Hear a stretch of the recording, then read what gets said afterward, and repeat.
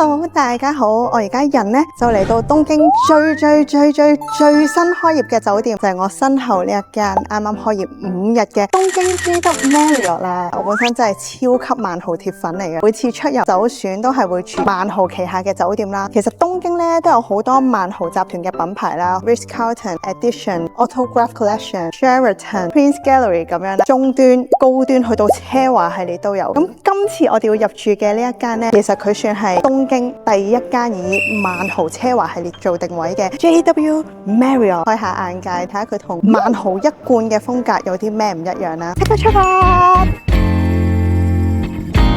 哇！創辦人呢，佢以前細個屋企，佢媽咪呢就會擺咗一隻絲路嘅雕像，所以佢每次一見到呢一個標誌呢，就覺得好有家嘅感覺啦，令到你嚟到入住都會覺得好溫馨、好安心啦。睇下究竟有冇呢一種間住先。一入嚟大堂門口呢，都有呢隻絲路啊，滿精油嘅味道，好似去咗做 SPA 咁樣啊！佢哋嘅設計靈感呢，係嚟自於呢個御殿山庭園啊，就係東京大家賞櫻嘅地方啦。好想有一種好 zen、好 relax、好放鬆嘅感覺。直上30樓呢，先係 reception 同埋一個 lounge。一入到嚟嘅就係 JW 嘅 lounge 啦，咁前面呢就係 JW bar， 繼續直入呢先至係佢哋嘅 reception。住客呢要喺30樓呢度再轉 lift 嘅。今次住嘅房間呢就係24樓嘅24號房啦，即係我嘅 lucky number， 因為我係9月24號生日嘅。仲要呢，因為我哋本身係萬豪會員啦，佢哋今次 upgrade 咗我哋去其中一間最大嘅 suite 房喎。我阿張元英話齋 lucky Vicky 있잖아， 완전 lucky Vicky잖아。到嚟第一個區域，呢一個睇係咩嚟嘅先？掛衫嘅地方啦，然後再行入嚟呢，就係一個客廳嘅客廁啦。咁佢成個走廊嘅區域其實都係偏一種呢暗黑嘅木啦。呢個就係我哋今日份嘅客廳啦。好中意佢後面呢個設計感啊！嗰個茶幾台嘅倒影呢，就會上翻去佢個天花板嗰度，咁你成個感覺望到好似3個石頭咁樣，好有禪意啊！望下究竟佢個 mini bar 度有啲咩啦？有汽水啦、啤酒、無酒精啤酒，仲有支 Fruitico。我哋作為呢個萬豪嘅會員啦，就唔需要喺度飲啦。樓上嘅 Executive Lounge 每日係有一個免費嘅 cocktail 時段啦，就有4個鐘任飲佢哋嗰啲酒水啦。但客廳呢度呢都幾大啊，同埋成個觀感好好啊。睇完客廳呢，我哋而家就入去睇下睡房嘅區域啦。咁入睡房之前呢，左邊呢就係浴室，右邊呢就係我哋睡房嘅一個洗手間。先望下我哋呢個 suite room 嘅浴室係點樣嘅先。3、2、1，開始！哇，好大喎！哇，佢浴室呢邊呢，洗手盆原來係分咗兩邊嘅，一望已經望到邊一邊係我嘅啦。其實個空間都幾大嘅，最吸引我嘅地方呢，就係佢成個浴室啊，好明亮、好光嘅。因為之前都住過一啲酒店啦，佢裏邊嘅浴室啊，或者係化妝呢個區域呢，就係暗暗沉沉啊，都出到街先知道出事啦。塊面呢度又唔上粉啦，呢度呢又一笪笪咁，大家望下。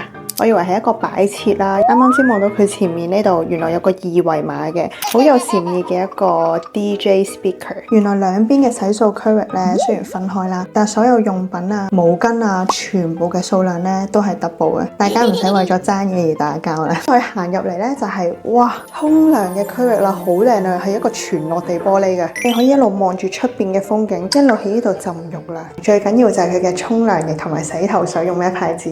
係呢個Aroma Therapy， 基本上呢個牌子係萬豪專用嘅，因為之前住過好多萬豪嘅酒店啦，都係用呢一個牌子嘅，聞落去呢，就有少少好似精油嗰啲味道啊。講完咁耐，終於嚟到我哋嘅睡房啦。哇，呢個睡房呢都真係好大下啦，一張床目測係 Queen Size， 左邊呢度有個電視啦，然後再一路向前呢，呢度呢都有個休息區嘅，由休息區呢都係全落地玻璃，可以望住晒出邊成個港區嘅觀景。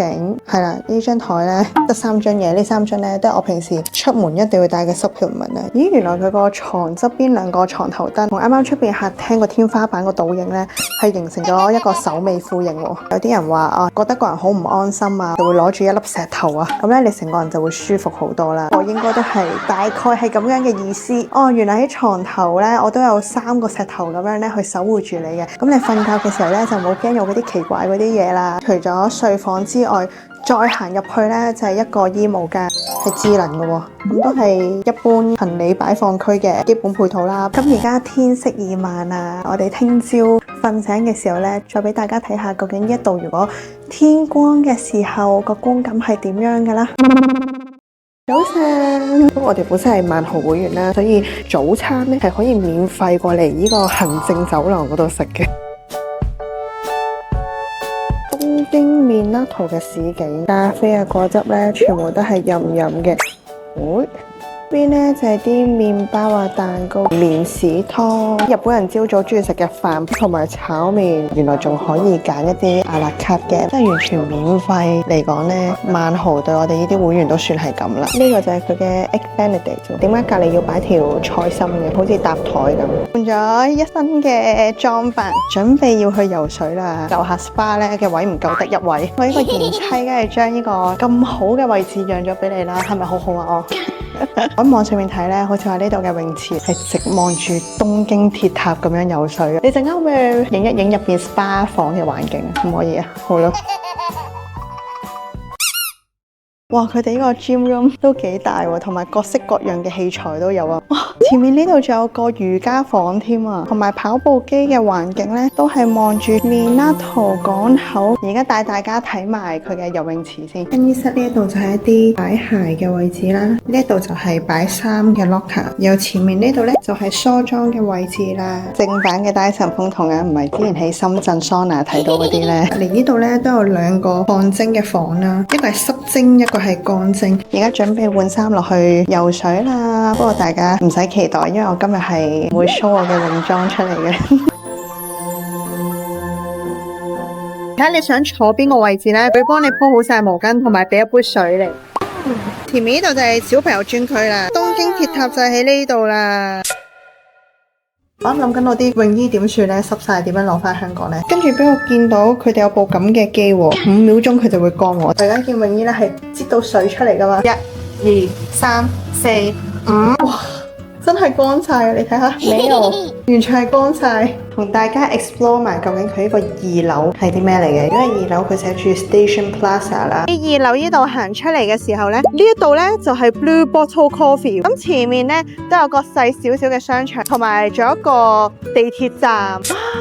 Maison du Chocolat 呢個係我非常之中意嘅一個朱古力品牌 ，Chanel 啦、Prada Beauty、Wilson 同埋 Jo Malone。餐廳呢都有好多唔同嘅選擇啊。好啦，我而家決定喺度血拼一陣先，轉頭再同大家見面啦。唔好阻住我 shopping 啊！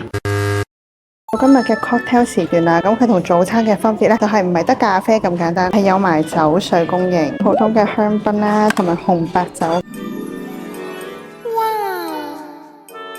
呢幾日入住落嚟呢，我覺得呢間酒店啊，無論係服務啦，定係環境啦、裝修啦，我都覺得係非常之 relax 同埋好舒服嘅。由停車位1樓嗰邊啦，嗰啲 security 去到佢 lobby 啊、reception 啊，每一個工作人員呢，我諗10個裏邊有9個啦，全部都係精通英文嘅。如果你係會員，你上呢個 lounge 隨時都有免費㗎啦。咁你想行街樓下又有，遲啲起身是但落去商場食少少嘢呢。同埋如果大家搭地鐵啊，你喺2樓嗰度一出去呢，就係地鐵站啦。好啦，咁今日我哋嘅酒店住宿體驗咧就完啦。咁我嚟緊咧都想開埋呢個酒店特輯啊，因為成日出遊啦，都住好多酒店啦。每次入住酒店咧，大部分都可以 upgrade 到房嘅，爽啊！